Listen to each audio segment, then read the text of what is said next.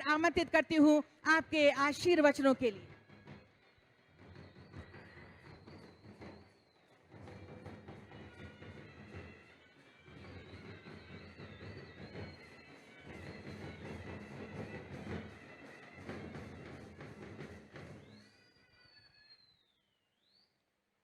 मैया मन के जोहार करत हे।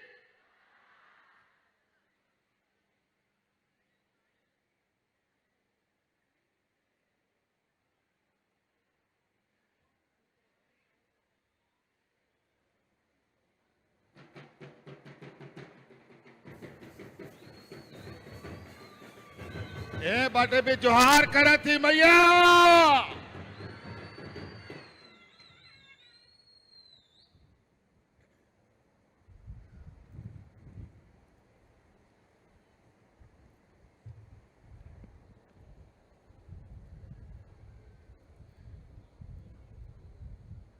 आज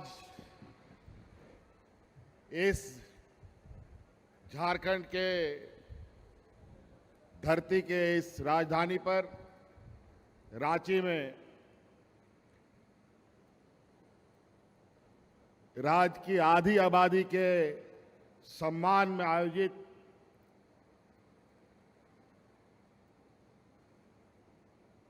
मैया सम्मान कार्यक्रम में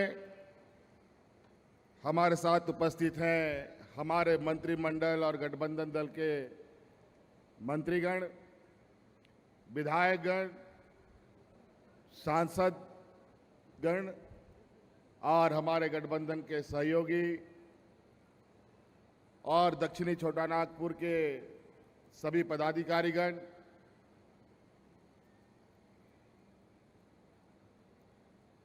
और विशेषकर आज यहां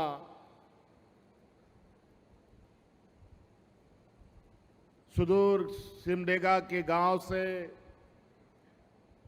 गुमला के गांव से, खूंटी के गांव से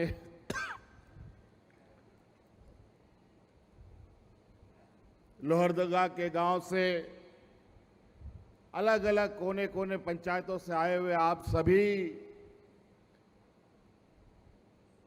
माताओं बहनों का मैं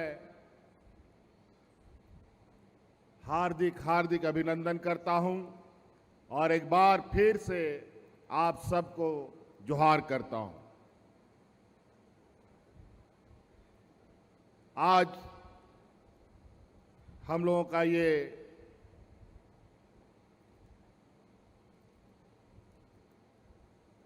परमंडलीय स्तर के ये 5वां ये प्रोग्राम है। आप सबको मालूम है झारखंड 5 परमंडलों में बटा है। संथाल परगना परमंडल, कोल्हान परमंडल,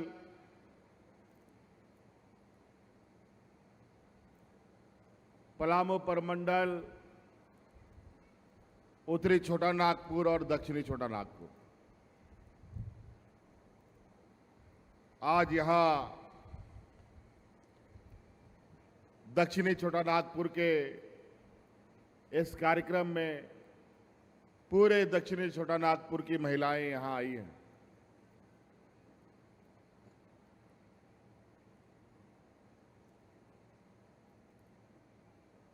और इसी तरीके से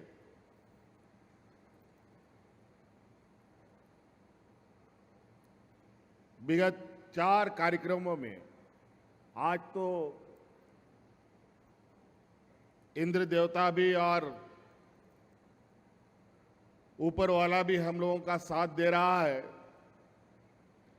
कि आज बारिश नहीं है, नहीं तो झमाझम बारिश, इतनी बारिश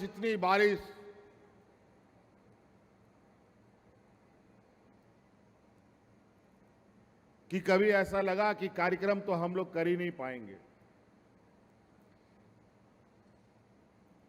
लेकिन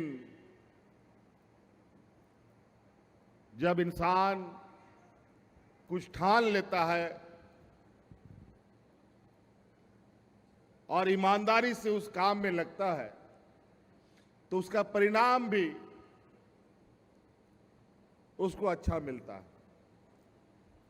घनघोर बारिश में भी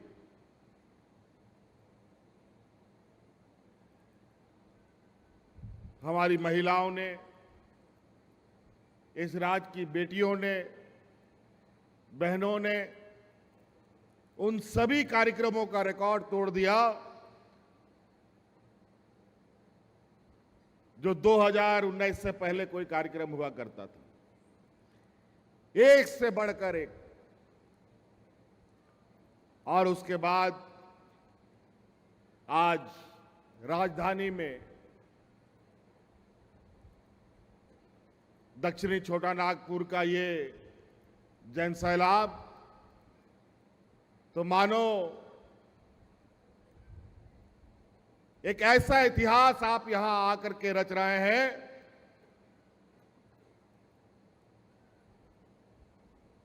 और इस मैया सम्मान योजना को आशीर्वाद देने और सम्मान देने जो आप लोग यहां पहुंचे हैं,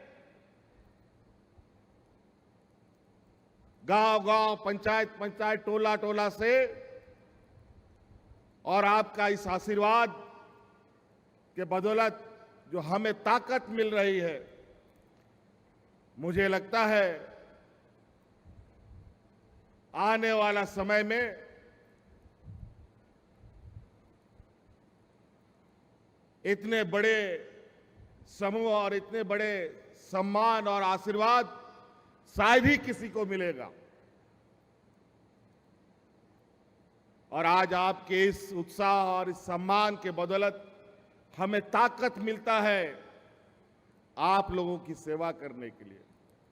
हमको ताकत मिलता है आपके दुख दर्द में आपके साथ खड़ा होने के लिए। हमें ताकत मिलती है कि आपके हर वो दुख, हर वो समस्या जिससे आप परेशान हैं, उसको खत्म करने में मैं कोई सहयोग करूं। 2019 में सरकार हम लोग बनाए और सरकार बनाने से लेकर आज तक लगातार हमको कई चुनौतियां मिली। सरकार बनने के बाद कोरोना जैसा महामारी आया, आप सब लोगों ने देखा कि कितना डरावना, कितना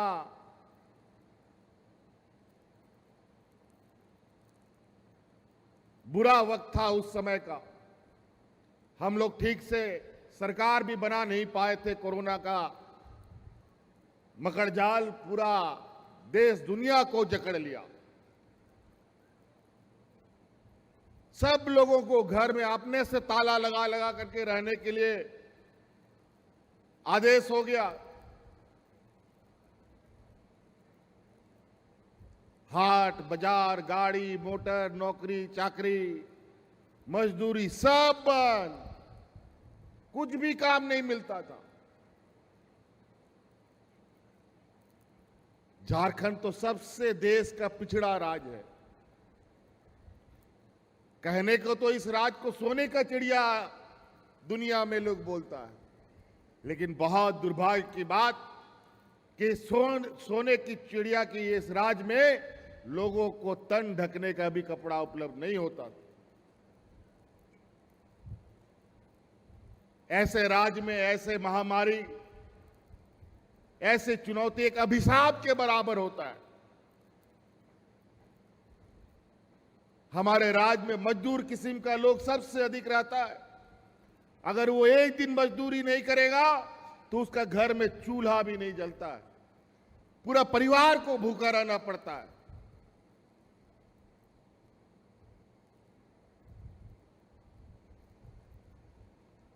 और ये बात हमसे अच्छा बेहतर कोई नहीं बता सकता। हमारी सरकार से ज्यादा इस समस्या को और कोई नहीं बता सकता। हम वो भी दिन देखे हैं जब हमारी सरकार नहीं थी, इस राज्य में डबल इंजन की सरकार थी और यहां पर लोग हाथ में राशन कार्ड ले लेकर के भात भात करते हुए मरा है। गुमला सिमडेगा तो इसका गवाह है कि कितने लोग मरे, महिलाएं मरी, बच्चे मरे, और उस समय हम लोगों ने कमर कसा कि नहीं, इस डबल इंजन को उखाड़ फेंकना पड़ेगा, नहीं तो यहां के लोग भूख से ही मर के खत्म हो जाएंगे।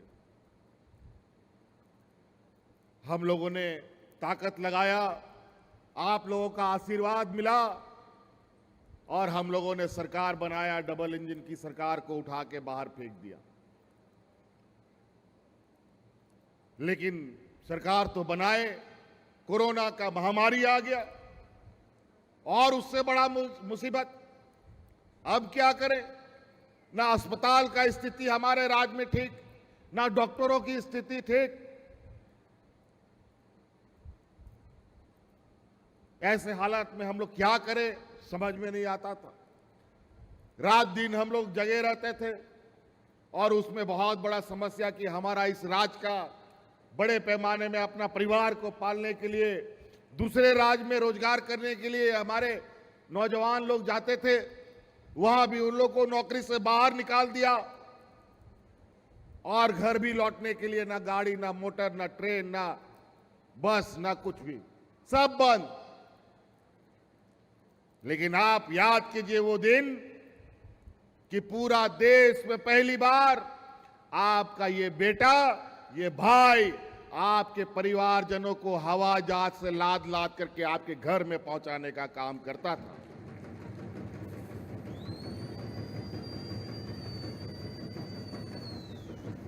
किसी को हम हवाई जहाज से लाते थे, किसी को ट्रेन से लाद के लाते थे, किसी को बस से लाद के लाते थे और आपके घर में सुरक्षित पहुंचाने का काम करते थे। लेकिन बात यहीं तक खत्म नहीं होता था। बेचारा मजदूर किस्म का आदमी, काम धंधा बंद, मजदूरी भी बंद, घर चलेगा कैसे? उस समय आप लोगों ने, इस राज्य की आधी आबादी हमारी दीदियों ने सरकार के साथ खड़ा होने का निर्णय लिया। और याद कीजिए वो दिन कि इस राज्य की महिलाएं दीदी गांव-गांव, पंचायत में दाल भात बना बना करके हमारे मजदूर भाइयों को मुफ्त में खिलाने का काम करती थी।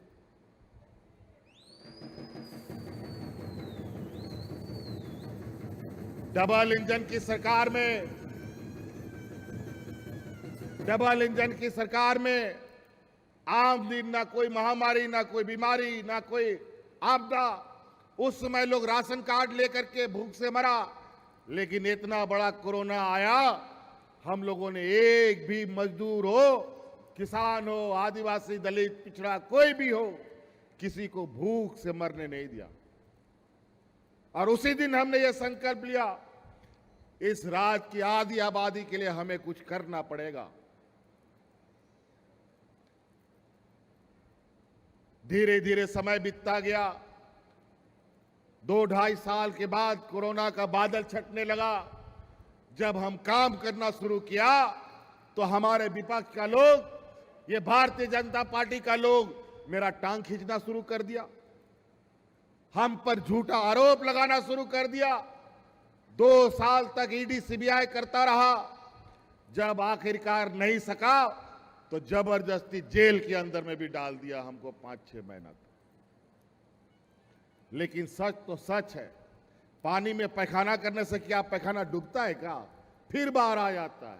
यही गंदगी इन लोगों ने फैलाया और आखिरकार आप लोग का प्यार, आप लोग का आशीर्वाद से आज हम फिर आपके सामने आके खड़े हैं।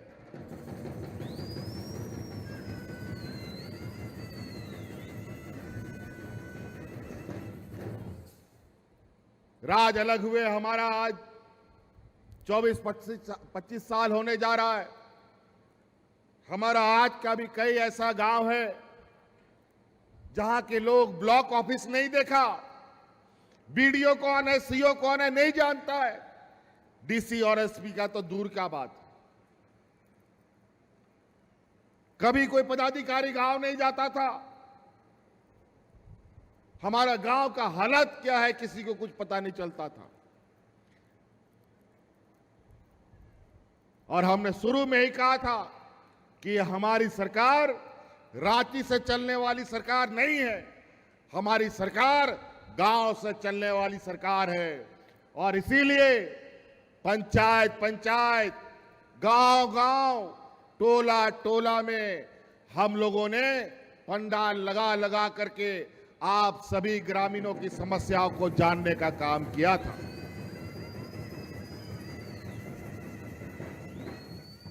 एक बार नहीं, अनेकों बार पदाधिकारी लोग को गांव में भेजकर आपके लिए, आपकी समस्या को ठीक करने के लिए हमने भेजा था।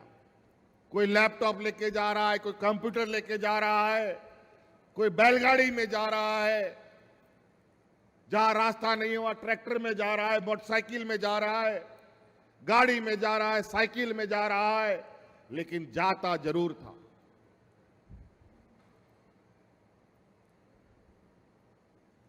और आज गांव से उठी हुई आवाज, गांव की समस्या को ध्यान में रखकर हमने कार्य योजना प्रारंभ किया बनाना, और उसी का पहला पड़ाव था इस राज्य में सबसे पहले हमारे अपने मां बाप, बूढ़े बुजुर्गों को मान सम्मान देना। और इसके लिए हमने सर्वजन पेंशन पहले स्तर पर शुरू किया था। ये कानून बनाया।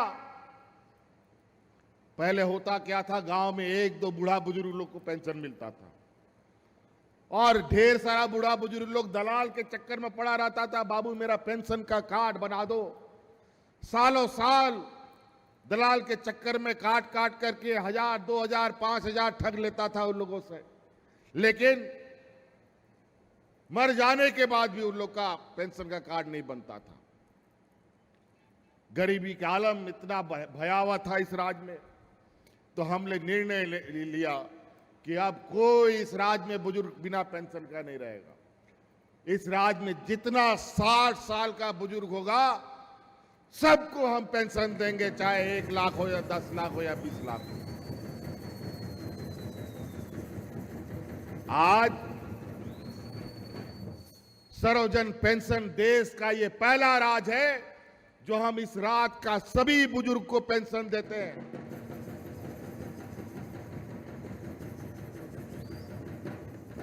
उसमें भी हम थोड़ा बहुत अपना सरकार का खजाना टटोलते हुए निर्णय लेना पड़ता है, कितना हम मदद कर सकते हैं, नहीं कर सकते। लेकिन गरीब गरीब गरीब गरीब गरीब की बातें सुन सुनकर आज भी हम बहुत परेशान हैं, लेकिन उस परेशानी को खत्म करना है। कोई ऐसा समस्या नहीं जिसका समाधान नहीं निकले, बशर्ते उस समस्या का समाधान निकालने का ईमानदार प्रयास होना चाहिए। हमारे विधायकों ने, हमारे कार्यकर्ताओं ने, हमारे पदाधिकारियों ने, मुखियाओं ने, जिला परिषदों ने हमें कहा, मुख्यमंत्री जी ये बहुत अच्छा आपने काम किया कि सर्वजन पेंशन लागू किया, थोड़ा इसमें और विचार होता तो थोड़ा और बुजुर्ग लोग को पेंशन मिलता। तो हमने पूछा क्या हुआ भाई, तो बोला थोड़ा सा उम्र सीमा को फिर से एक बार देखा जाता तो और अच्छा होता। तब हमको पता चला, हम भी विधायक हैं, हमारे विधानसभा में भी ये समस्या हमारे कार्यकर्ताओं ने भी बताया, और भी राज्य के अलग अलग क्षेत्रों से सांसदों ने, विधायकों ने बताया। बात तो सही है, उस समय सरकार का खजाना भी बहुत अच्छा ठीक नहीं था, लेकिन फिर भी हमने ईमानदारी से प्रयास किया, उस कानून में एक बदलाव किया कि महिलाओं में जो 60 साल हमने लगाया उस 60 साल को भी घटा करके 50 साल कर दिया।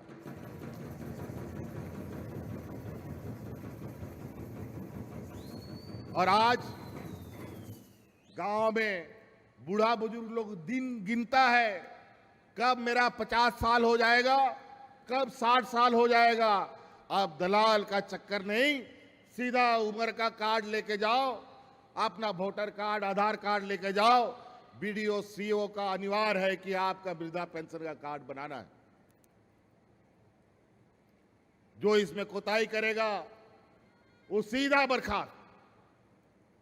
इसलिए आज के दिन में दिया लगा करके, टॉर्च लगा करके भी बूढ़ा बुजुर्ग को बिना पेंशन का आप गांव में नहीं पाएंगे। उसके बाद हम लोगों ने कदम आगे बढ़ाया हमारे आने वाली पीढ़ी को संभालने वाली हमारी बच्चियों के बारे में। गांव देहात में गरीब गुरुआ मां बाप बेटी को बोझा समझता है। 10वां 11वां पास होता नहीं है, उसके लिए दूल्हा ढूंढने लगता है और जल्दी से शादी ब्याह करके घर से भगा देता है, जाओ ससुराल का बोझा बनो। अब आप लोग चिंता मत कीजिए, आप इस राज्य की बच्चियों का बेहतर भविष्य के लिए अब सरकार उनके साथ खड़ी होने जा रही है। अभी तो पहले चरण में हम आज अपने बच्चियों को सावित्रीबाई फूले से के योजना से हमने जोड़ा है। लगभग 9 लाख से अधिक बच्चियां अभी उसमें जुड़ी हैं और मुझे लगता है कि ये 12-15 लाख की संख्या इनकी होगी। और आने वाला समय में अपने बच्चों को, चाहे बच्ची हो या लड़का हो, उसको इंजीनियर, डॉक्टर, वकील, पत्रकार, जो भी पढ़ाना हो, उसके लिए आपको पैसे की चिंता करने की जरूरत नहीं है। उसके लिए हमने गुरुजी स्टूडेंट क्रेडिट कार्ड लाया है। वो कार्ड आप बनवाइए। जब बेटा बेटी आपका डॉक्टर के लिए एडमिशन के लिए जाएगा, इंजीनियर बनने के लिए एडमिशन के लिए जाएगा, ऊंची पढ़ाई के लिए जब जाएगा और कॉलेज वाला बोलेगा कि तुरंत तुम 5 लाख 10 लाख रुपया जमा करो, तो हमारा गांव का बूढ़ा बुजुर्ग गरीब लोग नहीं ला पाता है। लेकिन गुरुजी क्रेडिट कार्ड आप बैंक में लेके जाइए, 15 लाख तुरंत आपको पैसा मिलेगा और अपने बच्चों को पढ़ाइए। और कुछ गिरवी रखने की जरूरत नहीं है। जब तक आपका बच्चा पढ़ेगा, उस बैंक को पैसा वापस करने का जरूरत नहीं। पढ़ाई पूरा कर लेगा, नौकरी पा लेगा, तब उसको धीरे धीरे पैसा वापस कर देना। 4% का इंटरेस्ट, साधारण इंटरेस्ट पर 4% में कोई बैंक इंटरेस्ट नहीं, कोई लोन नहीं देता। और यहां के आदिवासी, दलित, पिछड़ा को तो 4% तो छोड़ो, 10-12% में भी हमको लोन नहीं मिलता। हमारा जमीन गिरवी नहीं रखता, वो भी व्यवस्था कर दी। फिर हम लोग आगे बढ़े। हमारे इस राज्य की आधी आबादी, हमारा महिला दीदी के लिए हम लोगों ने अभी आपको पता है, हम शुरू से जब से सरकार बना है, डबल इंजन की सरकार ने तो इस राज्य का खजाना को खखोर खखोर करके सब निकाल लिया था। एक नया नहीं बचने दिया इस राज्य के खजाने में, बल्कि राज्य को और कर्जों में डुबा दिया। और हम लोग जब सरकार में आए तो हम लोग को भी माथा हम लोग पकड़ लिए, भाई हम लोग सरकार चलाएंगे कैसे, खजाना में तो 1 रुपया नहीं। फिर हम लोग भी खोजबीन चालू किया, हम लोग का पैसा सब किधर चला गया। यहां कोयला, लोहा, अभ्रक, सोना, चांदी सब निकलता है, फिर कैसे खाली हो गया खजाना। फिर पता चला कि एक कोना में सिर्फ कोयला कंपनी के पास भारत सरकार हमारा 1,36,000 करोड़ रुपया बकाया लेके बैठा है। हम लोगों ने तुरंत हिसाब किताब जोड़ घटाव गुना भाग किया, पहुंच गए दिल्ली और हमने कहा हमारा पैसा वापस करो, हमारा यहां गांव देहात खेत खलियान से जो कोयला निकाले हो उसका पैसा दो। जब हम ये मांग करना शुरू किए तो हमारे पीछे ईडी सीबीआई दौड़ा दिया, जेल में डालने के उपाय ढूंढने लगे।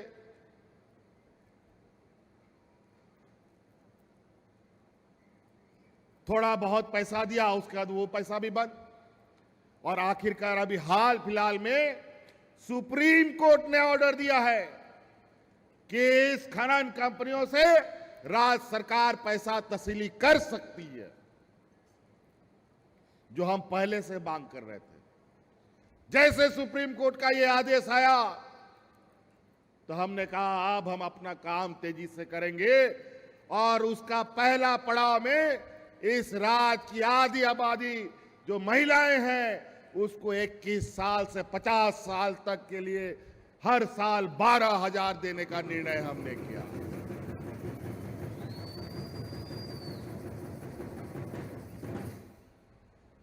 और आज हर एक महिला को, लगभग 50 लाख महिला इस राज्य में इस मैया योजना से जुड़ चुकी है। मात्र 20-25 दिनों में 50 लाख महिलाओं के खाते में पैसा जा चुका।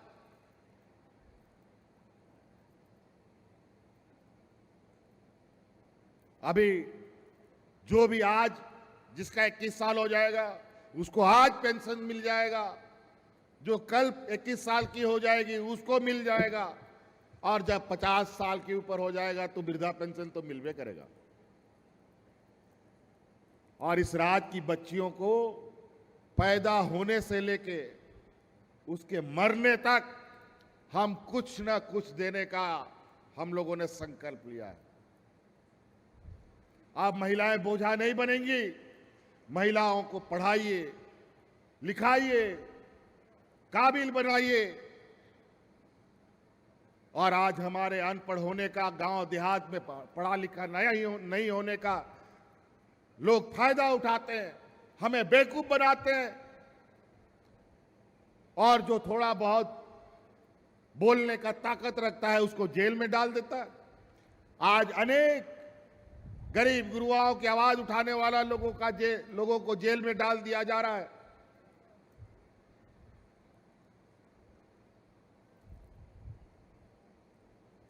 इसीलिए हमारी इन बच्चियों के लिए, महिलाओं के लिए सभी चीजें, और उसके बाद जैसे हमारे मंत्री जी ने कहा, आदरणीय रामेश्वर राव जी ने, हर इंसान का एक मूलभूत जरूरत है, रोटी, कपड़ा, मकान। ये 3 चीज के बगैर कोई इंसान ठीक से नहीं जी पाता है। और रोटी, कपड़ा, मकान हर गरीब को चाहिए और हर अमीर को चाहिए। भले वो 10 मंजिला 20 मंजिला का मकान हो, चाहे वो झोपड़ी हो, चाहे वो टाई सूट बूट हो, चाहे तन ढकने के लिए एक साधारण कपड़ा हो। इस 22-24 साल के कार्यकाल में हम एक साल के लिए लगभग 13-14 महीना के लिए हम मुख्यमंत्री भी थे। उस समय भी हम लोगों ने मुख्यमंत्री का कुर्सी हुई डबल इंजन से छीन कर लिया था, और उस समय हमने ये योजना चलाया था कि इस गरीब लोगों को साल में 2 बार हम कपड़ा देंगे, और मिला भी था। लेकिन फिर हमारी सरकार चली गई और ये तन ढकने का जो योजना था उसको फिर से इन लोगों ने बंद कर दिया। लेकिन आज ये आपकी सरकार बनी और आज साल में 2 बार हम गरीबों को धोती, साड़ी और लुंगी देने का काम कर रहे हैं।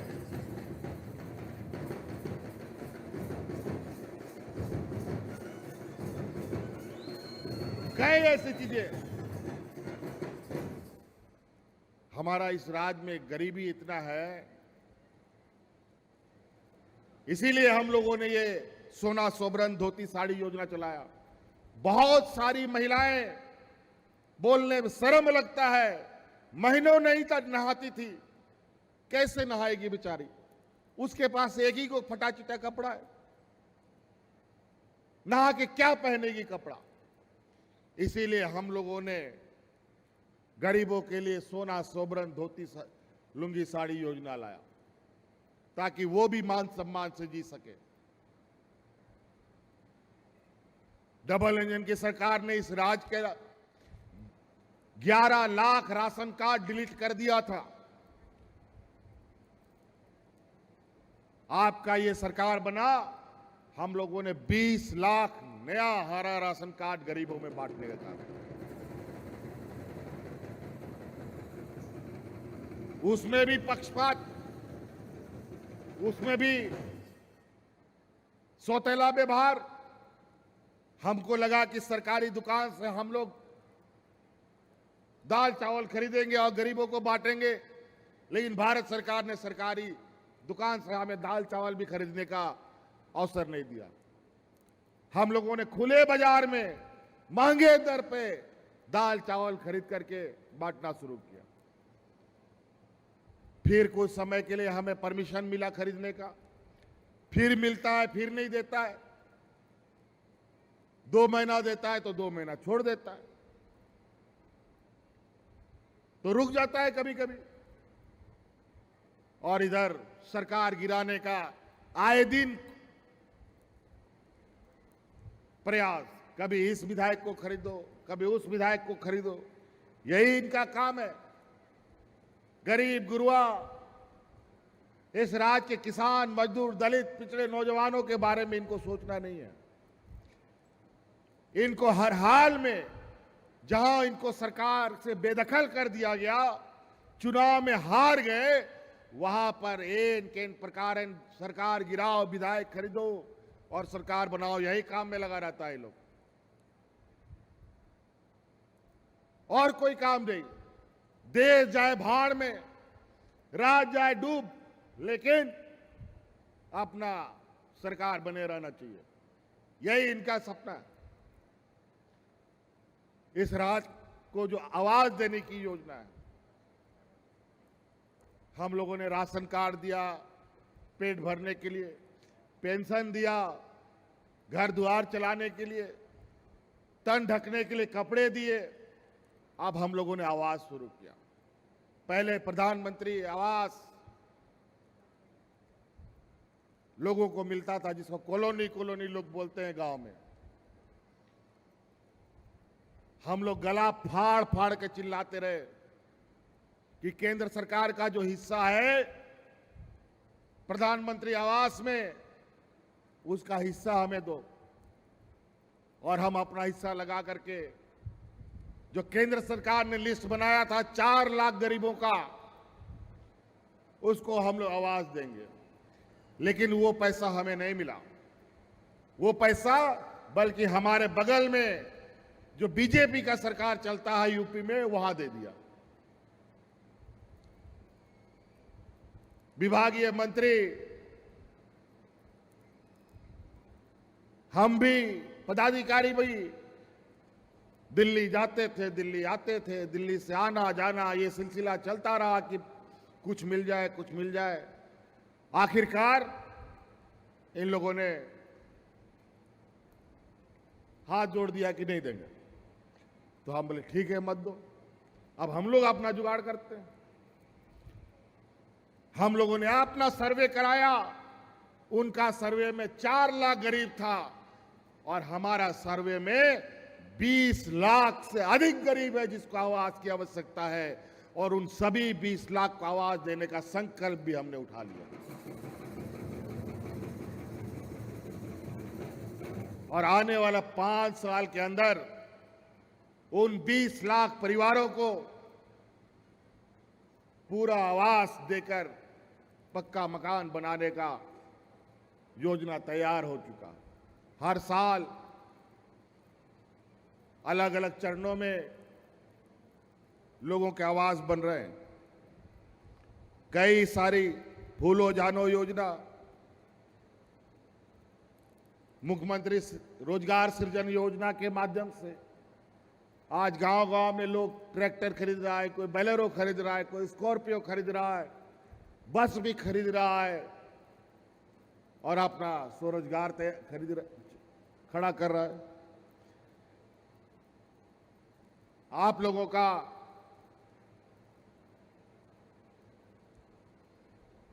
आर्थिक स्थिति को ध्यान में रखकर, आप गांव की गरीबी को ध्यान में रखकर आपको यह भी मालूम होगा कि इस राज्य के गरीबों का 200 यूनिट बिजली भी हमने फ्री कर दिया।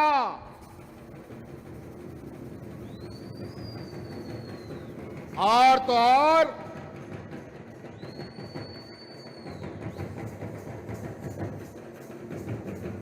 दो 200 यूनिट बिजली फ्री हो गया,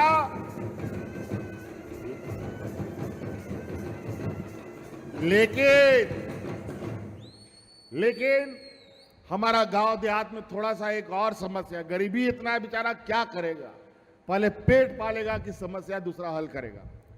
लेकिन जो पहले जलाया था बिजली उसका बकाया भी बचा हुआ है, उसके चक्कर में लगातार बिल आता है। लेकिन आपको हम बता देना चाहते हैं, हमने निर्णय ले लिया, अब उसका आदेश निर्गत होना बाकी है कि जो गरीब गुरुआ लोगों का जो बकाया बिजली का बिल था उसको भी हमने माफ कर दिया।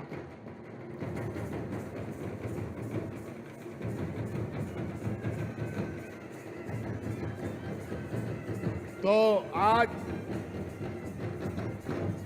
बहुत सारी बातें, नौजवानों को रोजगार को लेकर कई रोजगार हम लोगों ने दिया, लेकिन हमारे विपक्ष के लोग की आंख में टीना का चश्मा लग गया है, ये लोग अंधा हो गया, ये लोग को दिखाई नहीं देता है। अब यहां का नेता को तो दिखाई नहीं दे रहा था, अब अलग अलग राज्य से, कोई आसाम से, कोई मध्य प्रदेश से, कोई गुजरात से यहां आकर के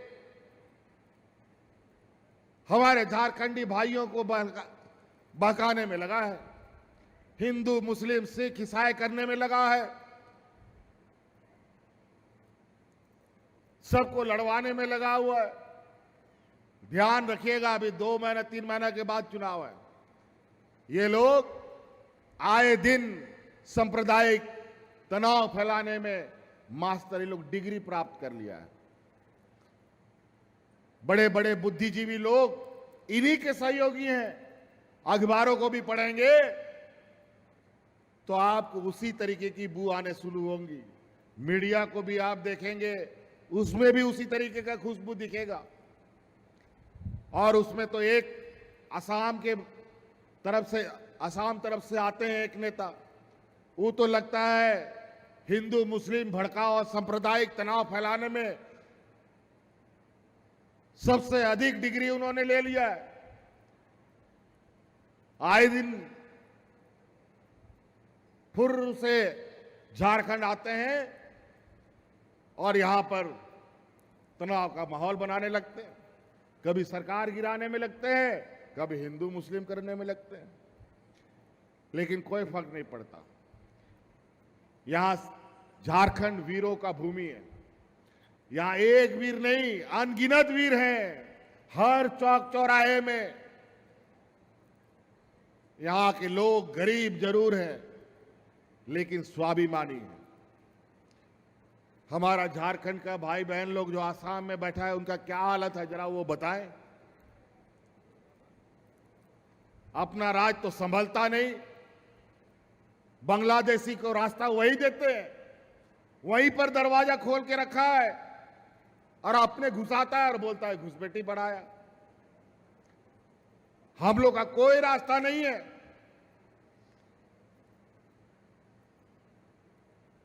उन्हीं के रास्ते से लोग आते हैं और खुद बोलते हैं, हम थोड़ी बोलते हैं, ये खुद बोलते हैं आसाम के रास्ते से लोग आते हैं, अलग अलग राज्यों में जाते हैं। अरे भाई, जब आप ही के यहां रास्ता है तो रास्तों काहे नहीं बंद कर देते हो?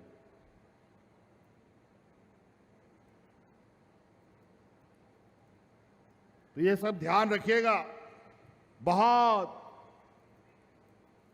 चालाक चतुर मीठा मीठा बोलता है ये भाजपा के लोग, इतना मीठा बोलेगा कि गुड़ भी फेल है। लेकिन आपको पता है मीठा अगर बहुत ज्यादा हो जाए तो वो कड़वा जैसा स्वाद होने लगता है। लेकिन इनका जो ये स्वाद है वो मीठा नहीं है, बल्कि वो जहर है, जहर। किसी को आदिवासी, किसी को सरना, किसी को ईसाई के नाम पर डराएगा, धमकाएगा। आज योजना गिनाना शुरू करेंगे तो इतने योजना हम लोगों ने 4 साल में लाया है कि योजना का बोझ से ही लोग 10 गज नीचे चला जाएगा। और इन लोगों ने जो राज अलग होने के बाद सरकार चलाया है, आज एक मुख्यमंत्री के पीछे, हमारे पीछे, हमारे विपक्ष में 7 मुख्यमंत्री पूर्व के होकर के पीछे पड़े हुए हैं कि कैसे गठबंधन सरकार को गिराओ, जेल भेजो। अभी फिर से तैयारी इन लोगों ने शुरू कर दिया है, चूंकि चुनाव का समय आने जा रहा है, क्योंकि उनको लगता है कि हम अकेले हैं तो मिलकर के हमारा शिकार कर लेंगे। लेकिन ये मेरा मानना है, जो सामने बैठी दीदी है, जो सामने बैठी शेरनी है, ये लोग आपका मुंह तो जवाब देंगे और आपको अपने अपने राज्यों में खदेड़ने का काम करेंगे। हम मुख्यमंत्री मैया योजना इसलिए नहीं लाया है कि आपको 1,000 रुपये और 12,000 रुपये साल का दें। आने वाला 5 साल के अंदर आपके हर एक घर में हम 1-1 लाख रुपया पहुंचाएंगे। वो कैसे पहुंचाएंगे, वो मेरा जिम्मेवारी। और ये पैसा देने के पीछे मेरा मनसा ये नहीं है। ये लोग बोलते हैं वोट बैंक के लिए पैसा बांट रहा है। हमें पता है कि हमारे गांव के लोगों को क्या चाहिए। आज के दिन में भी हमारे गांव देहात में लाखों परिवार ऐसे हैं जो अपना घर चलाने के लिए अगल बगल महाजनों से कर्जा लेते हैं। कर्जा लेकर के अपना बाल बच्चा को पढ़ाई कराता है, इलाज करवाता है, घर भी चलाता है। लेकिन आने वाला समय में 5 साल के अंदर हम आपको ऐसी मजबूत करेंगे कि किसी के सामने आपका परिवार हाथ नहीं फैलाएगा।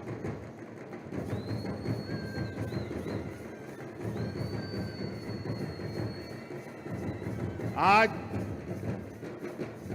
हम हाट बाजार जाते हैं, कई बार भटकते भटकते, पहले तो बराबर जाते थे, आज समय के अभाव में कम जाते हैं, लेकिन लोगों को भी भेजते हैं। कभी कभी हम अचानक भी पहुंच जाते हैं।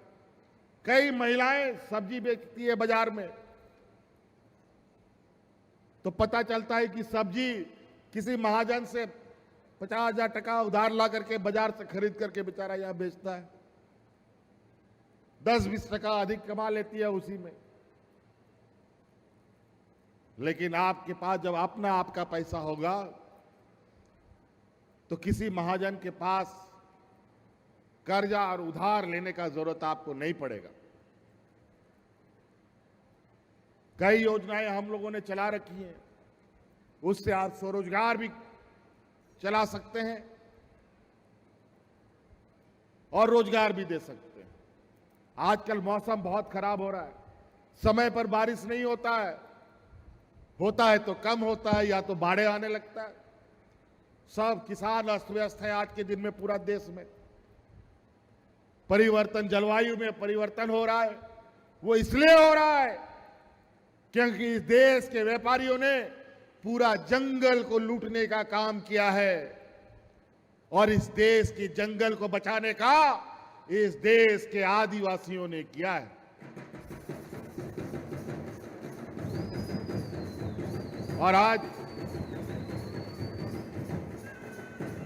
उसी का परिणाम है कि जलवायु में बदलाव, ठंडा में गरम, गरम में ठंडा, बारिश में बाढ़, सूखा, कोरोना जैसा महामारी, यही सब होता है प्रकृति के साथ ज्यादा छेड़छाड़ करने से। आज इसीलिए हम लोग किसान भाइयों के लिए बिरसा हरित ग्राम योजना हम लोग लेके आए हैं, मुख्यमंत्री पशुधन योजना लेके आए हैं, दीदी बाड़ी योजना लेके आए हैं, दीदी बगिया योजना लेके आए हैं। वो इसलिए लेके आए हैं कि आप धान मड़ुआ में ही आप सीमित ना रहें, बल्कि आप फलदार पेड़ लगाइए, आम का पेड़ लगाइए, लीची का पेड़ लगाइए, पपीता का पेड़ लगाइए, अमरूद का पेड़ लगाइए, महुआ का पेड़ लगाइए। तरह तरह का पेड़ लगा करके आप अपना खेती बाड़ी का काम लगातार कर सकते हैं।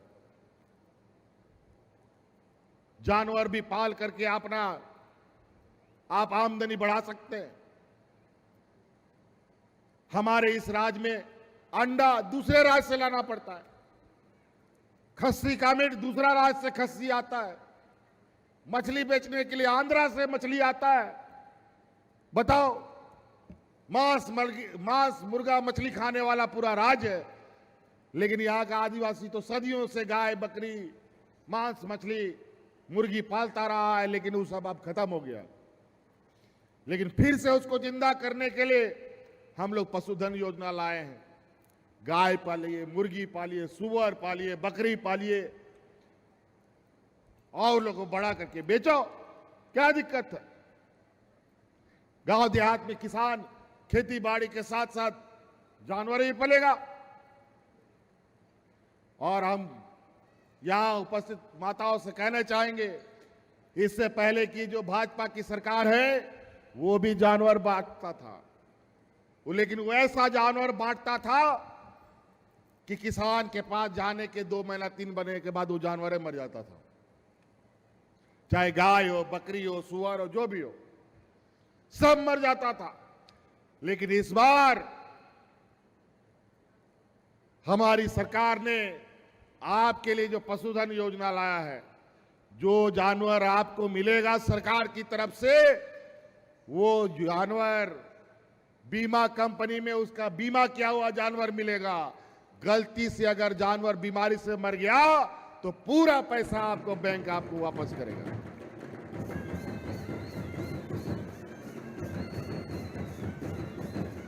तो आपका पैसा भी नहीं डूबेगा।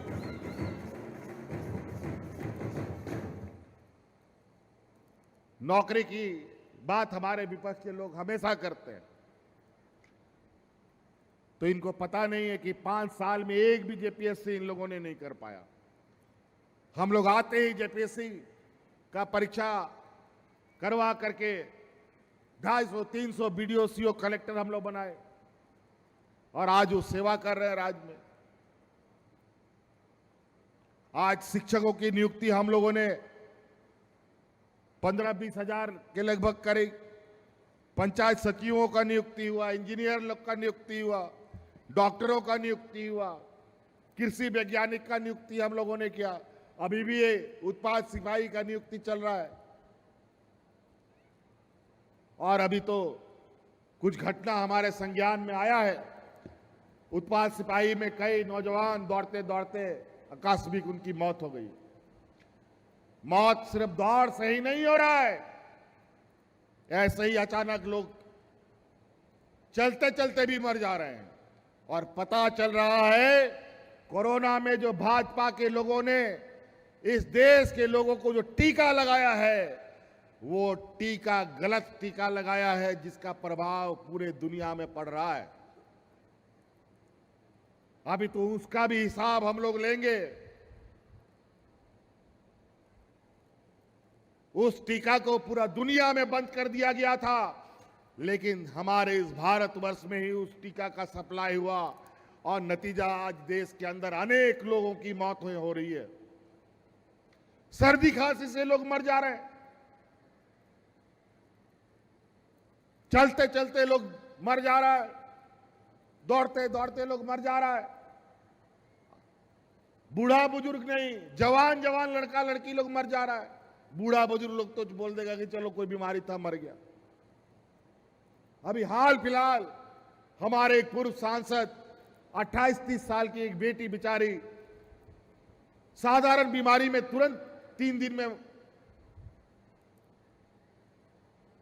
खत्म हो गई। ये हालत है।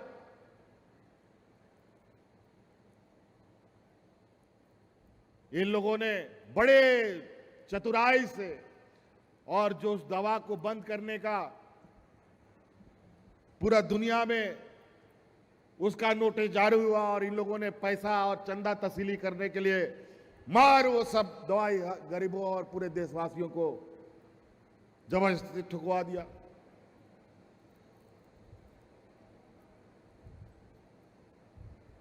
ये हालत है इस देश में। तो कई ऐसी चीजें हैं। आप लोग बहुत दूर दूर से आए हैं, हम और ज्यादा नहीं कहेंगे। हम आखिरी में एक बहुत महत्वपूर्ण बात कहने जा रहे हैं, ध्यान से सुनिएगा। हमारी माताएं बहनें आप ही लोगों के लिए है। अभी जब ये कार्यक्रम चल रहा था, इस कार्यक्रम के दौरान मुझे फिर से ये आवाज हमारे गांव से उठ के आई है कि हम लोगों ने 21 साल से लेकर के 50 साल 49 साल तक की महिलाओं को मैया सम्मान योजना से जोड़ा है। लेकिन इसमें हमने पहले कहा ना कि बेटी के जन्म से लेकर मृत्यु तक कुछ ना कुछ हम देंगे आपको। इसमें थोड़ा सा एक और चीज कमी रह गई थी। हम स्कूल तक के 12वीं तक के बच्चों को कुछ ना कुछ बेटियों को दे रहे हैं।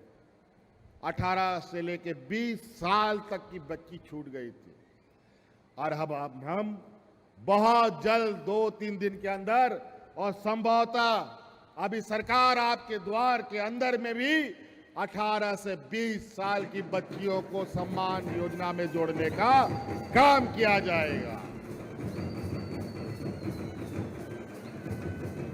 अब